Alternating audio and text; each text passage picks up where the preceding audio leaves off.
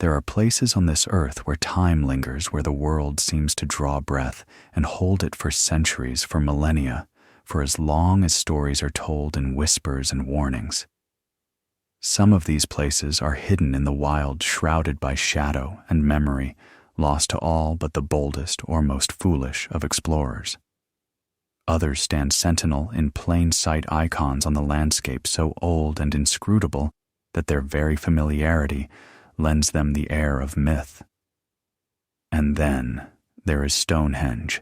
Raise your eyes to the Salisbury Plain and let them rest upon that mysterious crown of gray monoliths, weathered, colossal, enduring. They balance in perfect impossible geometry, weighing more than any secret should, challenging the observer with questions older than written words. Who built this ring of stones, and more importantly, why? What ceremonies echoed through its arches? What blood? What joy? What fear? If every lichen patch could whisper, what would we learn of the dark and the dawn inside that circle? For thousands of years, humankind has circled Stonehenge with curiosity and trepidation. Pilgrims and poets, druids and archaeologists, skeptics and sorcerers, a spectrum of hope and hunger, drawn to the circle by something they feel in their marrow, something unspoken, something watching. The fields around Stonehenge are thick with bone and legend, with muttered tales of derangement, disappearance, awakening. No matter how many fences are raised, how many lines are painted on the gravel, the relic is never conquered, never ordinary. But what if in our modern age, with its blinking satellites and electric gates, we considered ourselves too clever for the old superstitions? What if we believed these stones could be tamed by daylight tours and security cameras, that their ancient power was merely architectural ingenuity, devoid of anything deeper or more dangerous? Now imagine if Yukon families gathered on an overcast summer afternoon, the wind tugging sharply at their jackets as they marvel from behind the ropes. Children bounce with impatience, half listening, as parents read off dry placards about bluestone quarries and astronomical alignments. Beneath adult laughter, a cowed hush crawls between the stones. And among these families is a child utterly ordinary, a little boy with dirt under his nails and a fascination for hidden things. His name is Samuel Crane. He is 6 years old with a missing tooth and an imagination so wild it sometimes resists sleep. On June 10th, 2021, Samuel visited Stonehenge with his mother and older sister. By all accounts, he was seen giggling near the heel stone, staring wide-eyed at a thrush perched atop the bluestone lintel. He was heard pestering his mother with questions about druids and giants. He darted as children do between the legs of picnicking strangers until quite abruptly he didn't. Until, as hundreds of stunned tourists would agree, the universe drew a breath and Samuel was no longer there. He had vanished silently, impossibly, from within Stonehenge's sacred ring. Hours of searching yielded nothing. It was as if the very ground had swallowed him, or the air had thinned just enough for him to slip through. Witnesses claimed he was standing near a stone one moment and gone the next, not in the blink of an eye, but in that strange, slow twist of perception that sometimes accompanies the inexplicable. No scream, no footsteps, no trace. This disappearance in this most ancient of places became instantaneous global news. The story grew long tendrils in the digital world, each thread a new theory: abduction in broad daylight, a trick of the crowd, a secret passage missed for centuries, or something older, darker, and fundamentally strange. Stonehenge's ageless stones had always basked in an air of enigma, but now the mystery was sharp, immediate, and terrifyingly real. Parents clutched their children that night. Policemen floundered through statistics and platitudes. Social media swirled with accusation and dread. And somewhere beyond the lens of every camera, the wind howled through Stonehenge as it always had, untamed, untranslatable. The sun's dying light filtered through the pillars, picking out fossil secrets on each stone's face, as if the monument themselves watched and remembered. But the questions persisted. How could a child vanish in front of so many witnesses inside one of the world's most thoroughly surveilled monuments? Why did some report odd distortions in the air moments before Samuel's disappearance? How to explain the scratches on the base of one sarsen, or the old looping script found there visible only when the sun tilted just so? Perhaps for one instant, Stonehenge tore a seam in the world, a rift between present and past, between what we believe possible and what the stones remember. And what you might ask, does the old earth want with a child so small? What story did Samuel Crane step into when he crossed the ring that day? In the pages that follow, we will trace Samuel's fate through the overcast labyrinth of his family's grief, the fevered chase of desperate investigators, the fever dream testimony of those who claim to have witnessed impossible things. We will travel from windswept Salisbury fields to ancient buried truths through moments when the veil between ordinary life and the deeply dangerously strange wears thin as mist. Along the way, we will uncover stories within stories, families torn by fear, secrets buried beneath chalk and stone, and visitors past and present who found Stonehenge much harder to leave than to enter. Through vivid testimony and chilling, inexplicable fact, we will stare, unblinking, into the yawning silence, left by one boy's sudden absence. What happened when the child disappeared in the Stonehenge stone circle? And most importantly, what ancient account remains unfinished, waiting for another lost soul to write its epilogue in living flesh? Settle in and let us walk together into the ring of stones, setting caution aside. For inside the circle, the familiar rules may no longer apply. The journey begins with a mother's scream, a crowd's confusion, and an inhuman hush heavy as midnight. And beyond that circle, something stirs ancient and patient as the story unfolds. Section 1. The Day the World Shuddered.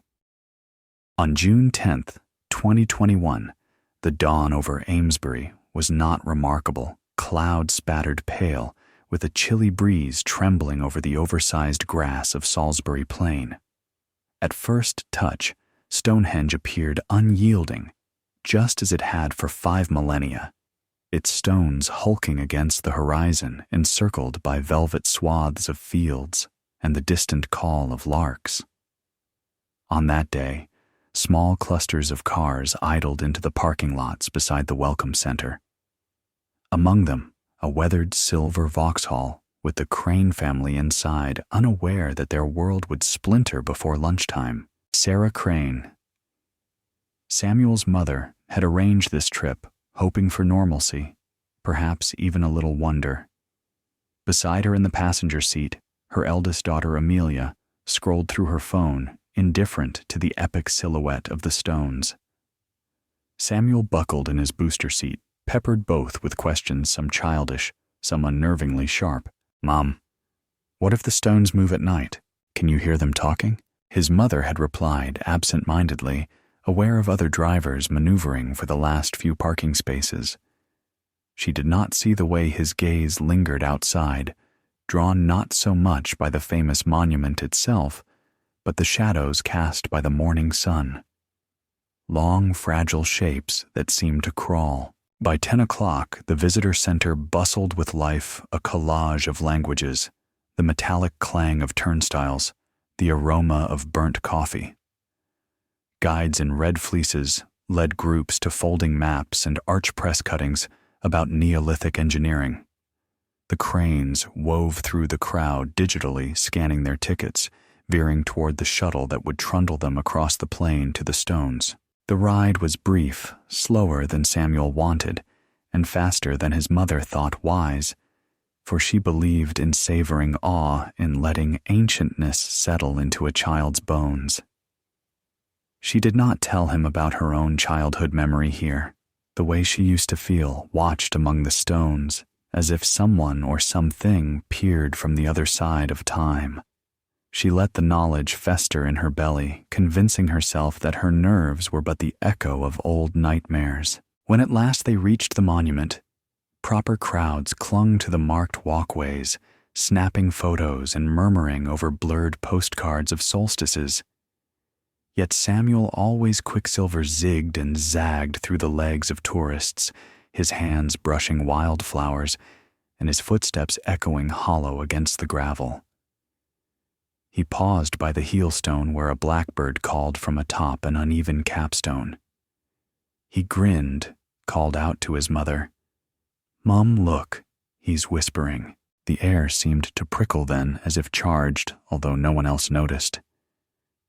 Amelia, clutching her phone, rolled her eyes at yet another trivial wonder. Sarah was reading an information plaque when she looked up and saw the gap, not an absence exactly, but a hush where her son had been, a gap in the circle, a fracture in expectation. Amelia peevish, calling Sam, "Don't wander off." 2 seconds later, the mother's shout rattled over the grass. Everything that happened next has been recounted in police reports, televised interviews, weepy blog posts. But the essential fact doesn't shift for one forever stretched instant. The world rearranged itself. Samuel was inside the ring, 1 foot on an exposed root, his hand outstretched toward the nearest sarsen, and then simply, utterly gone. Not a cry, not a stumble. Only a lingering echo, as if the air itself blinked. The crowd surged. Rangers, then police arrived. Searches began in organized lines. Hounds sniffed at the wind. Volunteers combed the grasses. Drones scratched their way across the overcast sky. But Samuel had vanished, leaving only the faintest imprint in the ancient dust, a child's footprint, the shadow of a moment, and a question as old as the stones themselves. Section 2. The Flickering Veil. Within hours, Stonehenge transformed from a monument to a crime scene. Cordon tape fluttered cameras clustered at the edge. The air crackled with a mixture of suspicion, dread, and the oppressive weight of history. Sarah Crane was inconsolable, her grief so potent it seemed to drag the entire crowd into its orbit. She kept returning to the last place she'd seen her son, replaying every glance, trusting and distrusting her memory in equal measure.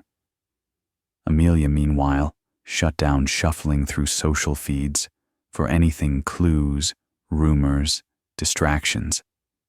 The sisters and their mother found themselves adrift, numb and unreal, as if they too had slipped partway into the other world. But others had noticed something. 4 different tourists, all unrelated, all claiming an odd visual distortion, just as Samuel vanished a shimmer like heat haze that flickered around the stone. Others spoke of a deep, resonant hum so low as to be almost inaudible, like the vibration of a plucked wire beneath the ground. A ranger described the feeling of being watched, not by the crowd or the press, but by the stones themselves. The police, for their part, asked questions and raised eyebrows. The CCTV footage was no help, a momentary static disruption precisely at the time Samuel disappeared. No grainy replay, no shadow in the margins. Nothing. It was as if for one frame the world simply glitched. Enter Detective Inspector Thomas Layton. He was methodical, proficient with evidence, skeptical of the supernatural. Yet as the hours passed and his rational hope for a mundane answer faded, Layton found himself visiting the edges of accepted reasoning. He walked the perimeter, noting the absence of trampled grass near the supposed last sighting, a detail that gnawed at him. He questioned the rangers about underground tunnels, secret passageways, anything that could provide cover for a quick abduction, and found their answers unsatisfying. Yet as dusk deepened and the crowd thinned, Layton lingered in the circle watching the long shadows. He felt the ancient hush anchoring itself to his bones, the same hush that had marked the moment of Samuel's erasure. That night alone in his study, Leighton examined the day's testimonials. He extracted 4 overlapping accounts of moving shadows, a cold breath, a singing noise. The details were eccentric, yes, but not the ramblings of hysteria. A different kind of logic began to surface, one familiar to old stories, things that are things that appear and things that disappear at the crossing of certain lines. He lay awake until dawn, his mind turning not to abduction or misadventure, but to the land's memory, to those liminal moments when the fabric between worlds wears thin. Section 3. The Witch of Woodhenge. Days bled into weeks. The official search for Samuel Crane maintained the drumbeat of progress interviews, search grids, choppers, appeals, a ritual of hope that teetered on desperation. Meanwhile, peculiar stories surfaced from the local villages, Amesbury, Durrington, and beyond, like bones hammered up by the heel of a plow. Ancient beliefs revived tales of the sight of children spirited away by the stones. Whispered accounts of livestock found frozen in bizarre patterns of flickering lights that danced just before dawn, of old warnings scratched into barn lintels. In the midst of this, Sarah Crane found herself drawn to a woman by the name of Agnes Fleet. Agnes lived on the ragged edge of Amesbury, in a tumble-down cottage overhung with hawthorn.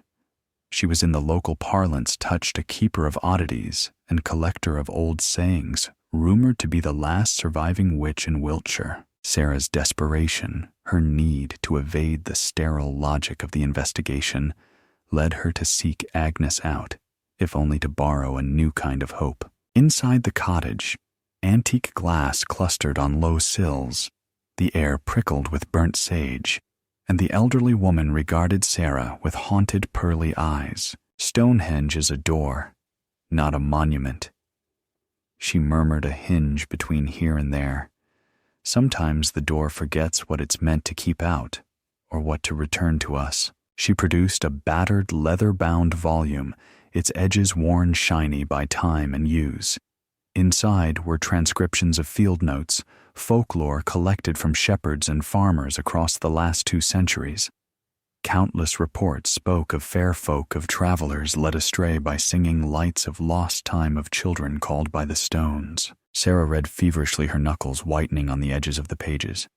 She stumbled upon one passage dated 1873. In the ring at midsummer, a child vanished, their laughter echoing in the sun. Folk say the stones keep what is theirs. Some things slip through only to return changed or not at all. Agnes gave Sarah a woven charm, rowan and thread, and whispered a benediction older than memory. The stones remember everyone who passes. Remind them you are waiting. Remind the child he belongs to this world. Sarah left the cottage weighted with both hope and horror.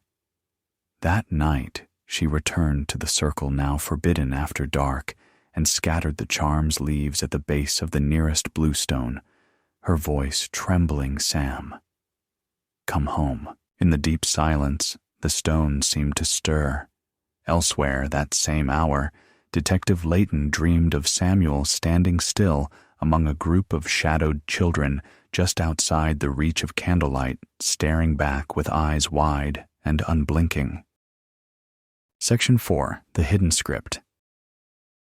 The search rekindled with new energy as investigators examined every inch of the monument with radar and ultraviolet scanning. It was in this fevered scrutiny that they made a curious discovery. On one of the largest sarsens at ground level, and worn invisible by centuries of feet, was a faint groove, resembling a looped script, recognizably not English, not Latin, not even Ogham, but more labyrinthine, a tangle of lines like veins or riverbeds. Scientists puzzled over it, looping in linguistic experts who could offer nothing but speculation. But Agnes Fleet, when shown photographs, paled. "Those are binding marks," she whispered. Old language, older than hedge or plow. The old ones marked stones to keep pathways shut, to bind what lies beneath. The revelation spread through the community like sparks in dry hay, was Stonehenge merely ceremonial, or was it a lock on something waiting to be unbound? If so, had something slipped free that day, or had Samuel been claimed as payment for keeping the circle closed? An archaeological team, drawn by the commotion, began a dig beside the marked sarsen. Several inches beneath the surface, they encountered a cache of offerings, fragments of bone-charred seeds, a corroded effigy twisted from river clay.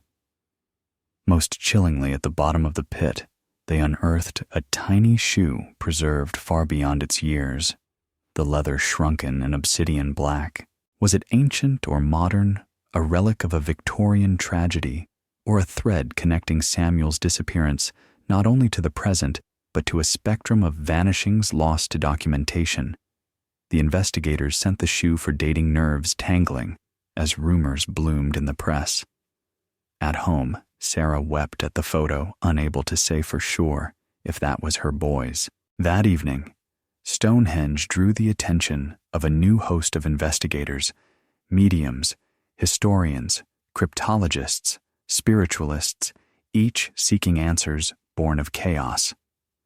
Meanwhile, Detective Layton grew haunted by dreams of running children, their laughter fading into cries, and somewhere inside the stone's cold embrace shadows thickened. Section 5. The Gathering Darkness. As the 1-month mark approached, so too did an event of cosmic repetition, the summer solstice. Every year, the stones hosted a carnival of spirits, and seekers, pagans and tourists, drunks and devotees, all converging in hope of an ancient alignment. This year, the first since Samuel's disappearance, tensions ran like razor wire through the festivities. The authorities hesitated, torn between closing the site for investigation and risking public fury. In the end, a limited number of participants were allowed, each corralled behind additional security. Sarah was there, her heart frozen, but her need for closure unquenched. Detective Layton, too, prowled the perimeter mired in doubt and unshakable dread. Agnes Fleet, who had never attended a solstice since she herself had been a child, arrived clutching a bundle of thorns. As the sun began its climb, a hush fell over the crowd, a waiting, expectant hush thick enough to touch. The air grew brittle. Birds held their song. The first ray struck the circle, and for a moment, everything, the sky, the grass, every stone seemed to vibrate with anticipation. Then it happened. 12 witnesses spoke of seeing a mist, dense and pale, curling between the stones. Others reported the shape of a child briefly visible within the fog, standing perfectly still. His arms were outstretched, his face both seen and unseen, never in focus, yet indelibly Samuel. For a blink, mothers cried out, children clutched their sides in anxious terror. The mists folded in, and the image dissolved. When sunlight conquered shadow, nothing new remained, no boy, no clue, only the press of memory, and a single newly uncovered rowan leaf, bright as blood, at the northernmost stone. Some maintained the vision had been collective grief, a figment of hope or trauma. But for Sarah, for Layton, for Agnes, it was evidence of a truth the world refused to name. The boundary between present and past, between the living and the lost, between ordinary explanation and the shadow-haunted possible, had been breached. Section 6. Echoes through the veil. Months passed and the official investigation wound down. No further clues and no body meant the world would inevitably move on its appetite for the unsolved begrudgingly abating. But the Cranes were not the only family changed by Samuel's absence. Across Wiltshire, parents watched the night with new vigilance. Some began to recall old tales, siblings who vanished at twilight, footprints that led to the circle, and then nowhere at all. The deeper Sarah dug, the more she realized how many stories overlapped hers. Meanwhile, Detective Layton, unable to rest, began to collaborate with Agnes Fleet. Together, they pored over local archives reports from centuries past of children lost on the plain festivals, interrupted by cold winds, livestock found dazed, entire flocks wandering into the night. In nearly every story, Stonehenge loomed in the background, silent, watching, waiting. In one especially fragile parchment dating to 1492, an anonymous chronicler wrote, "The stones keep their own accounting. For every soul that passes unwatched, one is kept.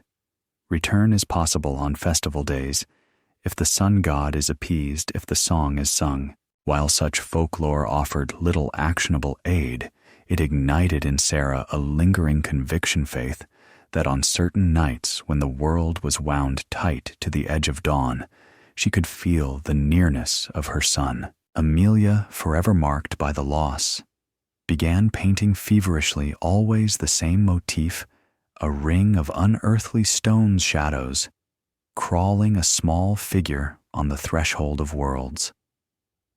Sometimes she awoke to find faint engravings in her palms, as if she had tried in her sleep to write her brother's name in the old forgotten script. As the anniversary of Samuel's disappearance drew close, the Cranes Leighton and Agnes returned once more to the edge of the stones.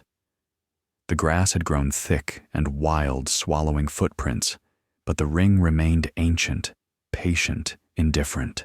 They stood hand in hand as dusk fell, whispering the child's name. And for a fleeting moment, no more than a slant of light or a careless dream, Sarah felt a hand tug at hers, gentle and cool as dew. She turned, but the circle held only silence and the old earth remembering. What do we take from such a story? The world will always hunger for explanations, factual, comforting whole. It will clutch statistics, rationalize the irrational, comb ancient stones for clues less ambiguous than childhood footprints lost in chalk. The disappearance of Samuel Crane remains unsolved, an ache at the center of a family, a fracture in the ordinary. The official narrative withered away, with the months replaced by files, unanswered calls, and the mute gravity of Stonehenge itself. Yet the legend grew resistant to time, fed by rumor and recollection, pain and superstition. Some believe Samuel was stolen by human hand by chance by some stranger lurking in the crowd. Others, more cautious, more poetic, whisper of a truth harder to face, that the stones themselves claimed him, that for every question left unasked, for every secret kept by the earth, there is a corresponding price, a toll paid in confusion and loss. Sarah Crane forever altered refuses to surrender to hopelessness. She walks the plain by daylight, and by dusk speaking to the Sarsens, leaving rowan and milk on the stones, remembering Agnes Fleet's words. The stones remember everyone who passes. Amelia, marked by dreams and symbols, has become the vessel for collective grief, painting the face of her vanished brother again and again, a ritual, a hope. Detective Leighton, once certain of the world's containable mysteries, now faces the shadows without easy answers. The ache of Samuel's loss has grown into an obsession with those places where reason breaks, where old story spills into the broken spaces of fact.